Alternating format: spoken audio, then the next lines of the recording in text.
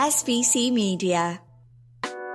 Welcome to iGaming Daily, analysing the news from the betting and gaming industry all over the globe. Supported by SBC Summit Latino America, bringing together the leadership teams and product specialists from retail and online operators in Latin American markets. Discover the potential of Latin America's booming iGaming and sports betting markets at SBC Summit Latin America, the premier industry event in the region. Join SBC at the Seminole Hard Rock Hotel and Casino in Miami from October 31st to November the 2nd. Register now at sbcevents.com.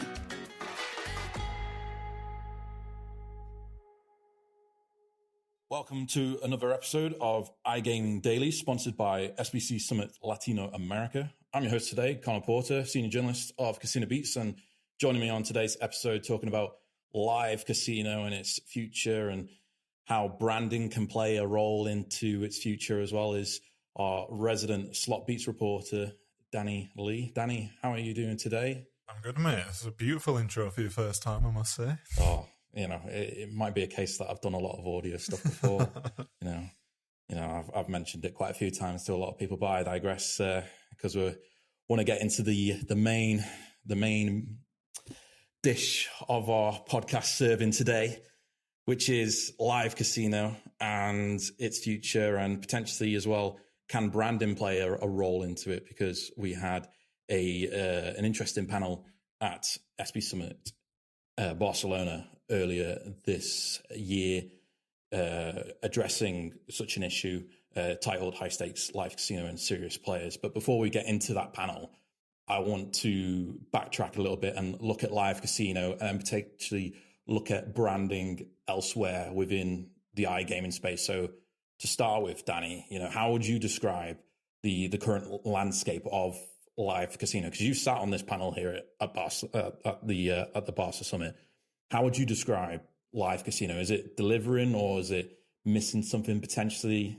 How would you describe it? I'd still definitely say it's a very prominent vertical in the iGaming industry.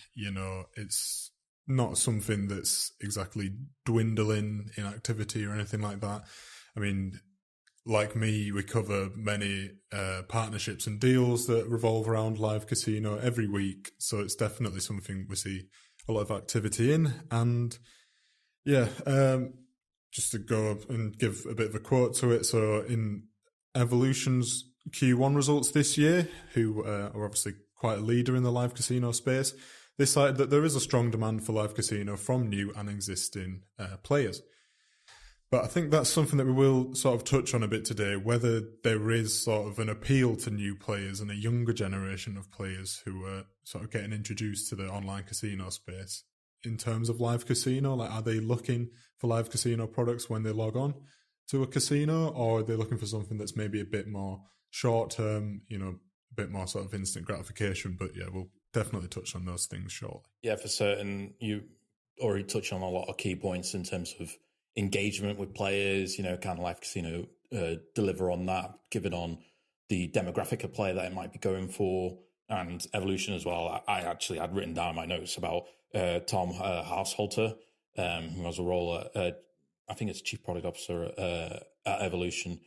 I spoke to him earlier this year for our magazine, SPC Leaders, and we spoke about live casino, and he mentioned about how live casino operators and providers need to make sure that they're mistake-free and living up to a transparent and mistake-free product, which certainly plays into the current landscape of live casino.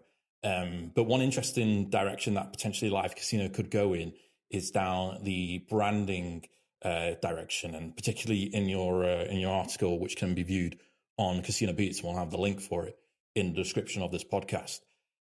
That article talked about game show adaptations and slot hybrids within the live casino space. And certainly when it comes to branding, we've seen a lot of it within slots itself. And obviously yourself being our resident SlotBeats reporter, you've seen a lot of these. Do they deliver, or is it looking like there's too many that are the same?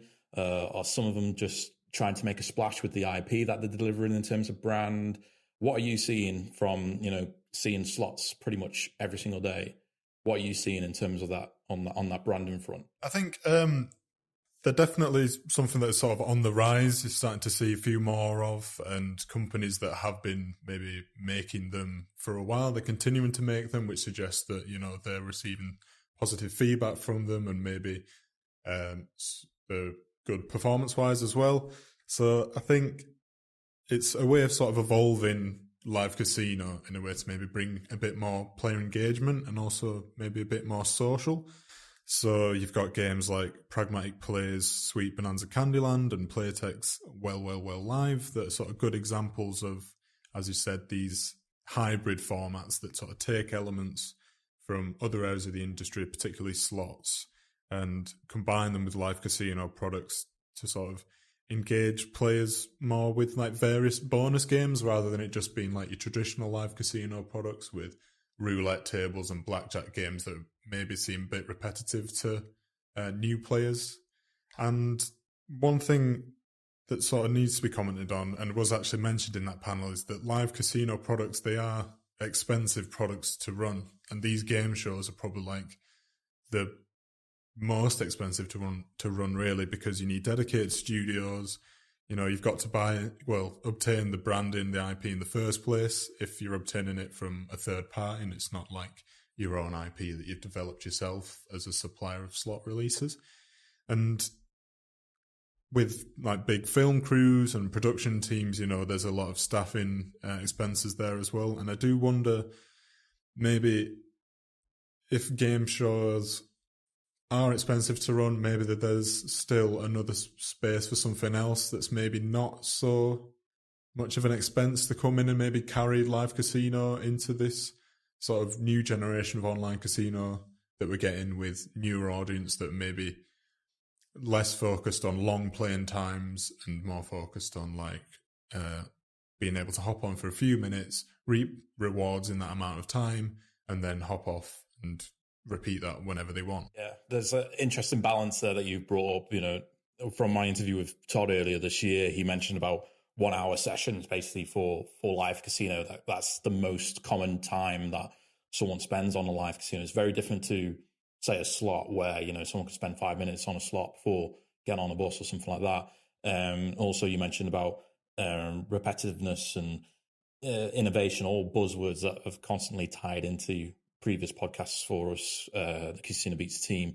One thing I want to look further into basically is then that's what you mentioned about the cost of what certain branding could bring to a live casino, plus added on top of that, the cost of filming with live casino. It's very different to slot where it's just on your screen. There's so much more that goes into branding with a live casino. So with all that in mind, before we go further into the panel session from Barcelona, can live casino branding work within this current live casino landscape?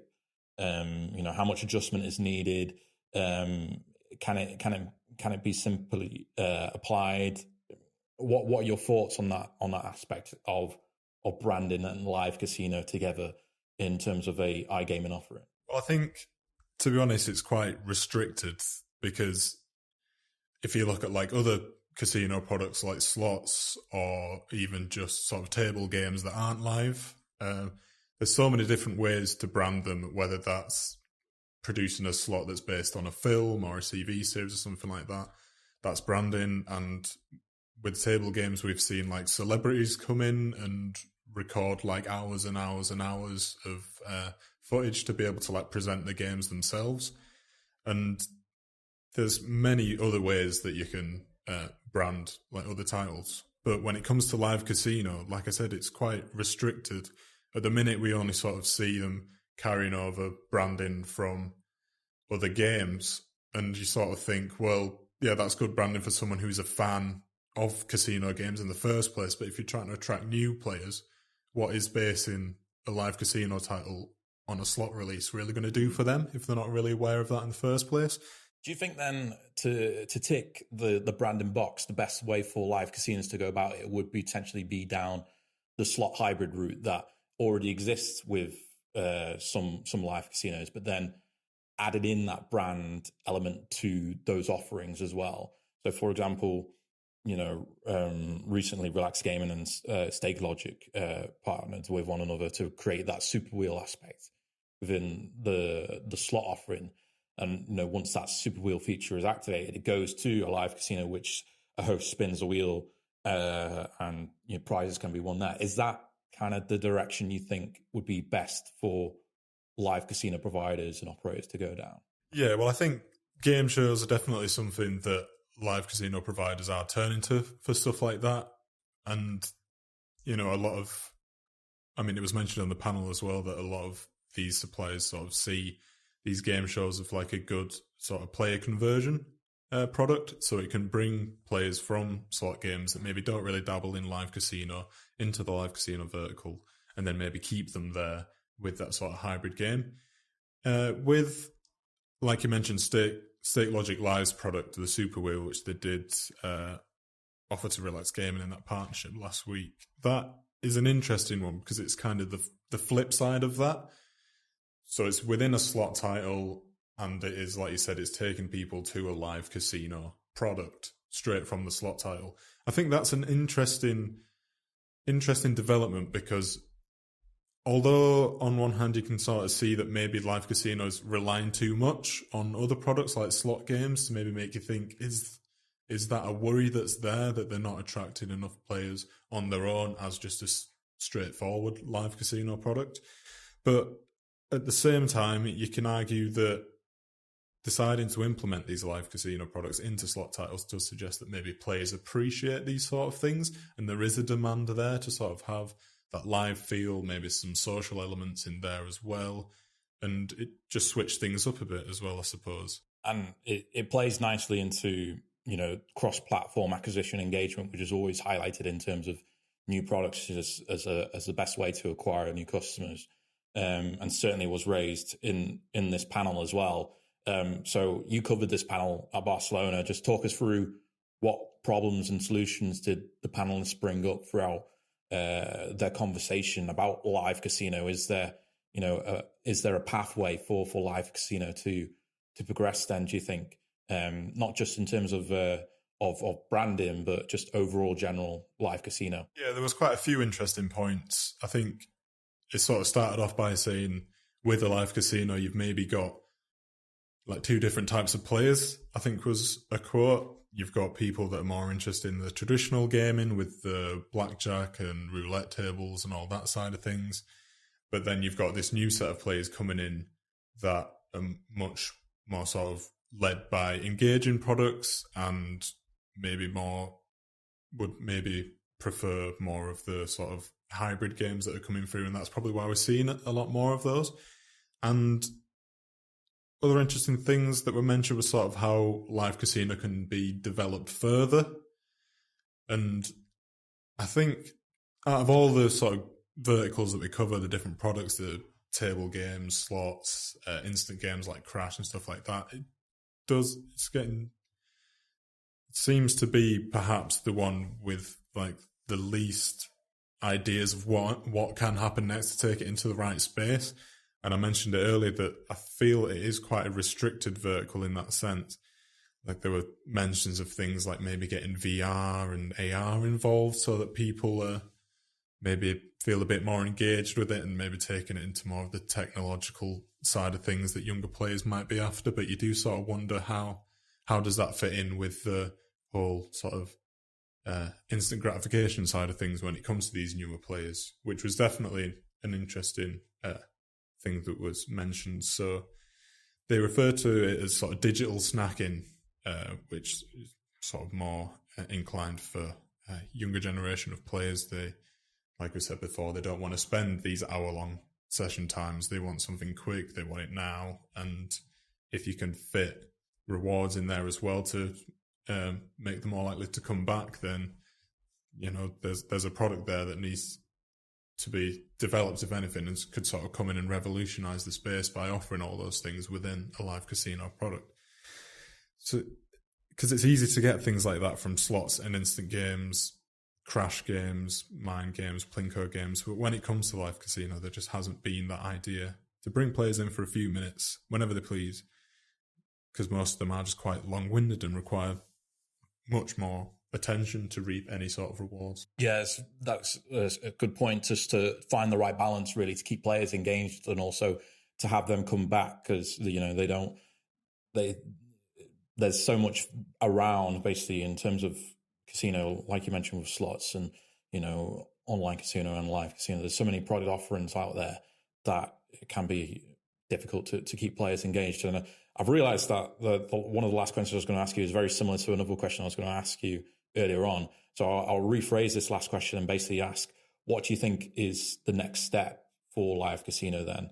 Is it into the branded space? Is it more into the games show kind of area? Or do you think slots hybrids are kind of like the direction that potentially live casino providers and suppliers should be looking to go into? Yeah, I think it's definitely, I'd be more inclined to say it's going to be more of the game show side of things and the slot hybrid kind of things, because that's what we're seeing a lot more of, which sort of suggests that it is a trend that is only going to be increasing and being more popular.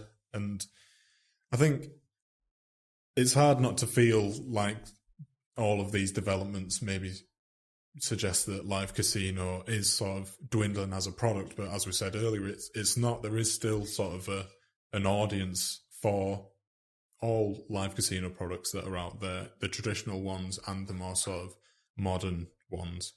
And you're appealing to two different types of audience, and you got to remember that these new products are just expanding the vertical. They're not replacing anything else within there.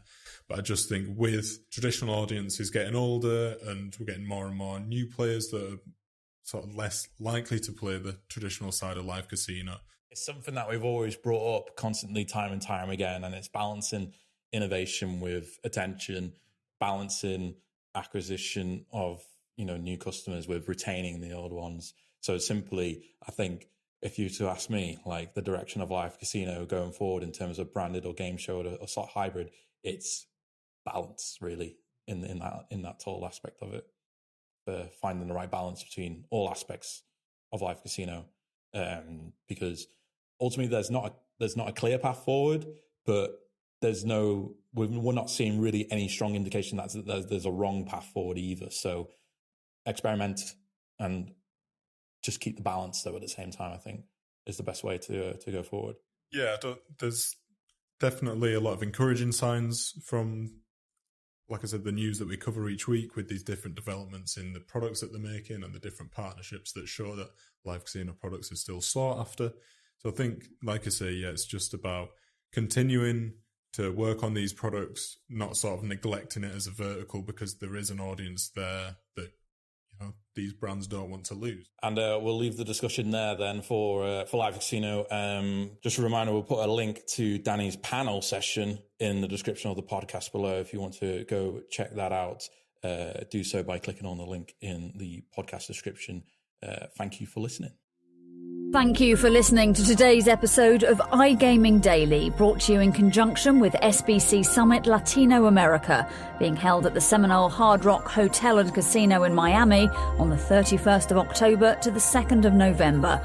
If you want to find out more about some of the subjects raised today, feel free to explore any of the sites in the SBC News Network. Happy reading.